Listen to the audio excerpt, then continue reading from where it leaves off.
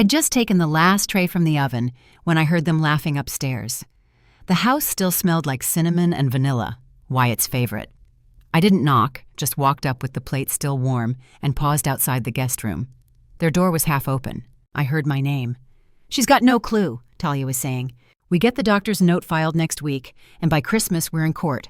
Once the guardianship's approved, we control everything." "I didn't breathe," Wyatt replied, low and calm, like they were planning a vacation. "We'll move fast. House accounts, everything. I already pulled her retirement info. She won't even notice until it's done." "Don't be so sure," Talia said. "Old people get twitchy. Just keep smiling. She still thinks we're here to help." I took a step back. My heel touched the wall. The tray tipped slightly, but I caught it. Not a sound. Just stood there while my son talked about dismantling my life like a filing cabinet. They weren't arguing.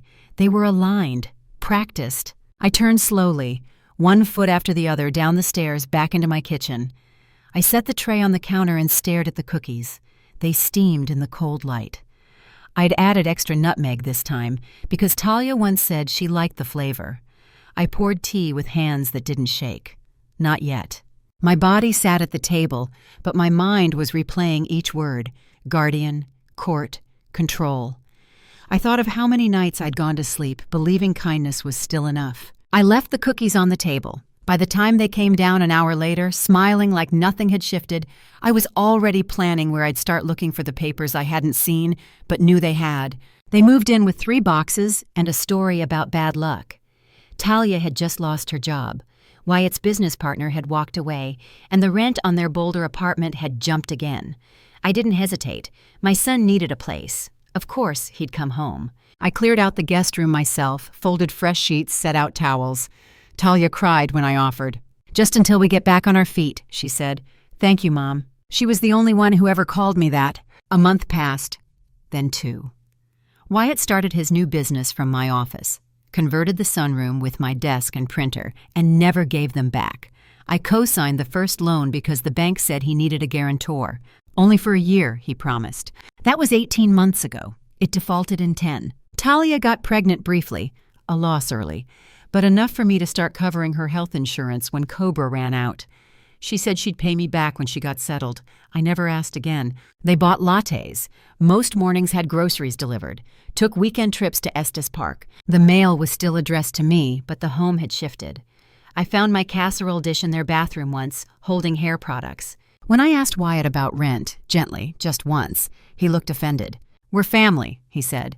"Is that what this is about now?" So I stopped asking. I'd gotten used to hearing them laugh through walls. I didn't know what those laughs meant until yesterday. Tonight at dinner, they passed the salad like nothing had changed. Talia complimented the vinaigrette. Wyatt poured my water before his own. They think I'm soft because I fed them. Because I said yes too many times. Because I believed they'd leave on their own when it was time. I couldn't sleep. I tried, but every time I closed my eyes, I heard her voice again.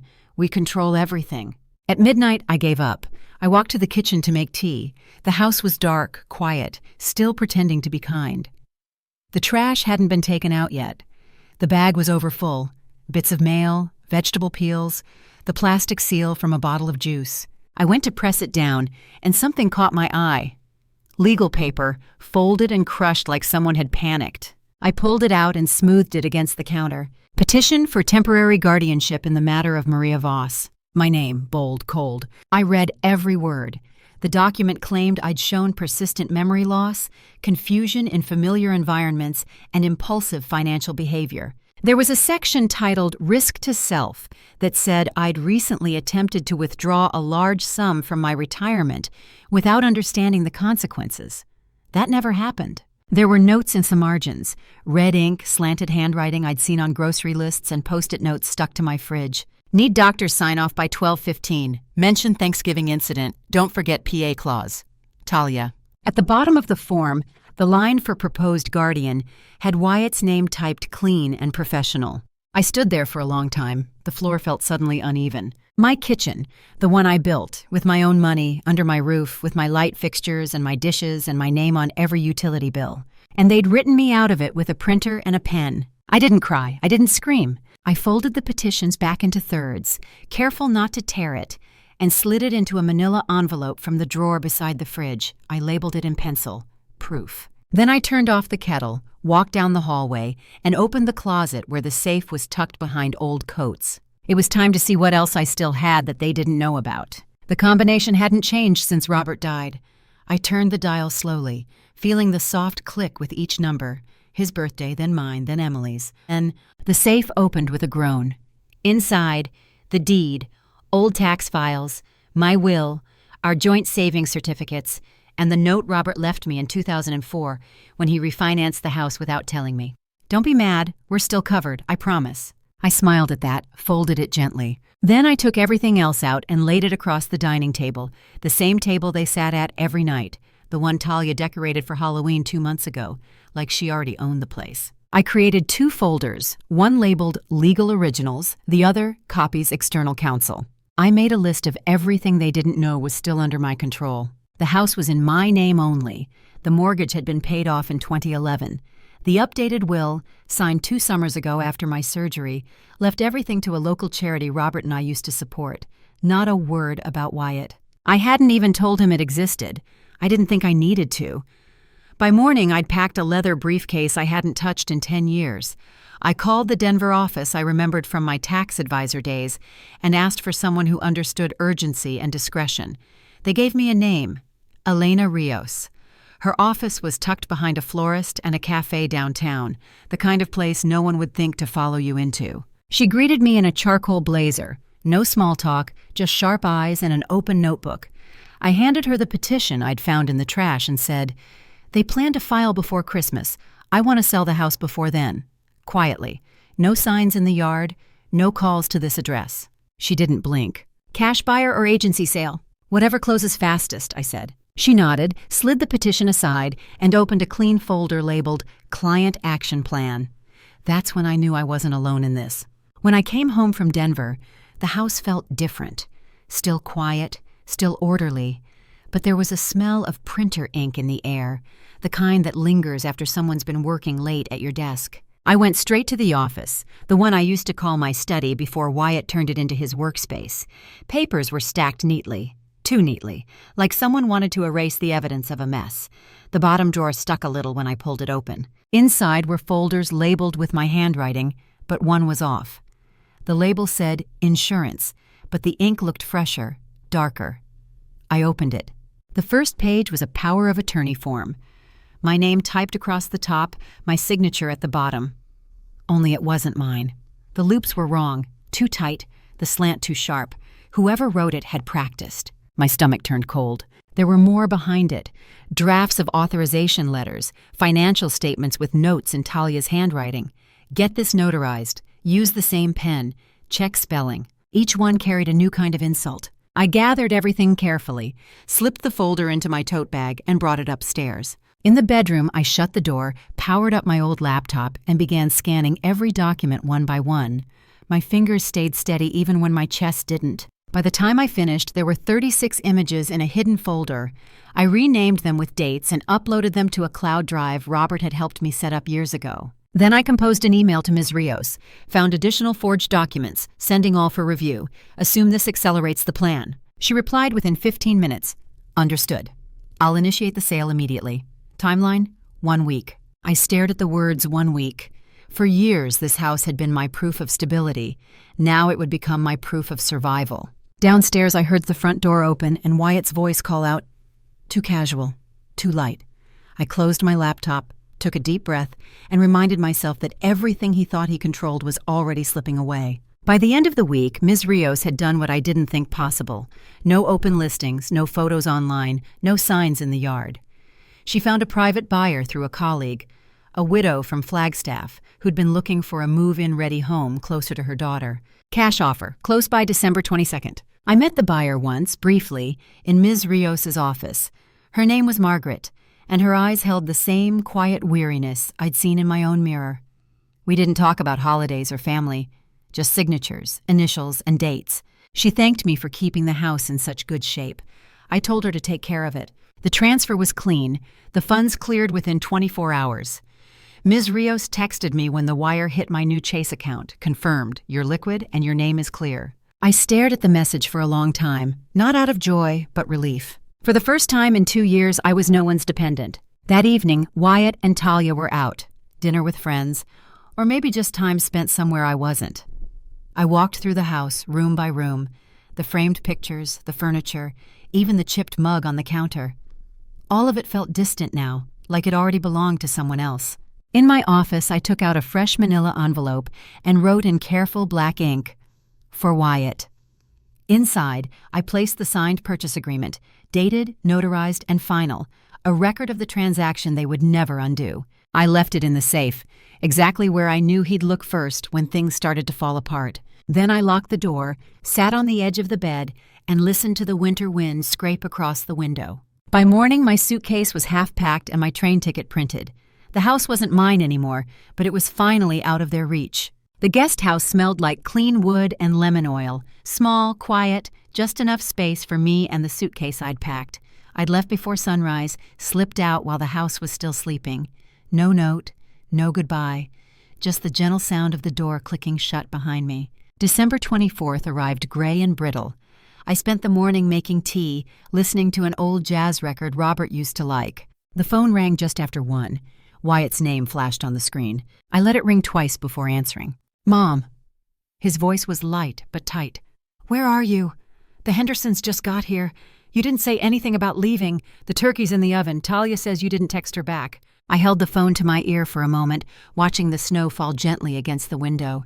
"I'm exactly where I need to be," I said. "Check the safe." A pause, then sharper. "What, top shelf?" "You'll know which envelope." I ended the call. For a while there was silence. Then my phone buzzed again, twice, then 3 times in a row. I didn't answer. I just sat there holding my cup with both hands, waiting for the next part to unfold. 30 minutes later, Ms. Rios texted, "Received message from Wyatt's attorney, panicked, asking if the sale can be reversed." I told them no. That was enough for now. I pulled the curtains closed, set the kettle back on the stove, and let the quiet settle around me. The house was gone. The papers were real. The bank account was mine alone. Let them shout. Let them scramble. I had the only thing they never expected me to take back, my freedom. It was late on the 23rd. I hadn't slept. Not really. I lay still in bed, half covered, my ears attuned to every creak of the old floorboards and the wind outside brushing against the eaves. Then I heard it. Soft footsteps in the hallway. I didn't move. Talia's voice was hushed, but the walls in that house had always been thin. "Friday. We'll own it," she whispered into the phone. "The notary said she just has to sign the form. She's too tired to read half the time anyway. She has no clue." Silence, then a low laugh. "By the time she realizes what happened, the ink will be dry and the deed transferred." I waited until I heard her bedroom door close. Then I sat up. I walked to the desk by the window and pulled open the drawer. There, beneath an old checkbook and a stack of Christmas cards, was my will, the real one, signed just a few months after Robert died. It left everything to a local nonprofit in Denver, housing programs for women over 60. Quiet, necessary work, the kind no one ever thinks they'll need until it's too late. I printed a copy and placed it in a folder. Then I opened a blank document and began typing. It was exactly the kind of will they'd expect. Everything to Wyatt and Talia, split equally, full of flowery language about family and legacy. I misspelled a few words on purpose, made the signature slightly crooked, even smudged one edge with tea. By dawn, I had both versions ready. The fake one went back in the safe, slid neatly beneath the sale contract. The real one was folded, sealed, and tucked deep in my purse. Let them find what they were looking for. Let them believe they'd won. By the time they read it, I would be long gone. The first message came from Ms. Rios 3 days after Christmas. Talia filed a complaint in county court. Alleged elder fraud and financial manipulation. She claims you were coerced into selling. I sat on the edge of the bed in the guest house, reading the words twice before replying. Then we'll give them what they asked for. Proof. Ms. Rios already had everything. Recordings of Wyatt and Talia talking about the guardianship plan, digital copies of their forged forms, notarized timestamps of every document tied to the sale, and my psychiatric evaluations from 3 separate doctors. Each one certified my mental competence in clean, clinical language. She filed our response within the day. I didn't have to appear. Ms. Rios told me that sometimes the best defense was silence when the facts were already louder than any argument. The hearing never happened. The court clerk sent an email 2 days later confirming the dismissal. Petitioner failed to provide sufficient evidence of incapacity or fraud. That evening, I turned off my phone and sat by the window. Watching the reflection of the mountains fade into night, I didn't feel victorious, only still. The next morning, Wyatt called from an unknown number. I didn't answer. He tried again and again. Then the messages came. Long, frantic, stumbling between apology and blame. I deleted each one without listening to the end. When Ms. Rios called that afternoon, her voice was steady. "It's done. They can't reopen it without new evidence. You're free of them legally." Free. It sounded unfamiliar on her lips, like a word borrowed from another language. I thanked her, ended the call, and opened my notebook. The next page was blank. I wrote one line at the top. Glenwood Springs, rental options. It was time to find a place where my name was the only one on the door. By New Year's Eve, I had the keys to a place that didn't carry anyone else's name. A modest one-story house on a quiet street in Glenwood Springs, walking distance from the grocery and the post office. Clean walls, no history, no shadows clinging to the corners. The movers dropped off my things on a Tuesday morning. I tipped them in cash and told them there was no need to set anything up. I'd do it myself, piece by piece, just like I was putting myself back together. There was no guest room. Not because there wasn't space, I could have made one, but because I didn't want to. There were no spare keys, no welcoming basket, no notes left on the fridge for visitors. The house didn't need to be shared to feel full. I walked every morning, 30 minutes through the brittle air, scarf pulled tight, breath fogging in front of me. I waved to neighbors I hadn't met, past mailboxes with other names. No one asked who I was. No one asked who I used to be. In the top drawer of my desk sat the deed, signed, stamped, and filed. No one could take it. Not anymore. Beside it was a folder marked December. Inside were copies of the court dismissal, the psychiatric evaluations, the notarized sale agreement. I didn't look at them often. Just knowing they were there was enough. I kept my phone off most of the time. When it was on, only 4 names were allowed through: Ms. Rios, the bank, the doctor's office, and the heating company. That was it. Everything else could wait or disappear. In the kitchen, I made soup for one. In the living room, I read books out loud to myself, sometimes just to fill the air. At night, I slept without checking the hallway, without listening for footsteps that weren't mine. I didn't send out a change of address form. Anyone who needed to find me already had. A month passed quietly. The snow began to melt off the roof, and the sound of dripping water outside my window became a kind of rhythm I learned to trust. Some mornings I'd sit by the window with my tea and think about Robert, how he used to hum when he balanced the checkbook, how he'd say, "People don't change, Maria. They just get louder about who they already were." He'd been right. Talia had always been calculating. Wyatt always restless. I'd mistaken movement for progress, excuses for plans. Love had made me blind to both. Now I saw everything clearly. One afternoon, a letter arrived. No return address, just my name printed neatly in black ink. I opened it with a butter knife and found a single page inside. "We didn't mean for it to go that far. We just wanted to help. Please call us. We miss you." No signature, but the handwriting was Talia's. I folded the letter once and slid it into the folder marked December. It wasn't anger I felt. It wasn't even sadness. It was the relief of recognition, proof that the version of them I'd uncovered was real. By spring, I'd planted flowers in the front yard, small white ones that didn't ask for much, just light and water. I painted the mailbox blue. Every step I took to make the house mine felt like reclaiming something stolen piece by piece. Sometimes, when the evening light caught the windows just right, I'd see my reflection and almost mistake it for someone new. But then I'd realize it wasn't new. It was me, finally visible again. The neighbors started waving more often. I waved back.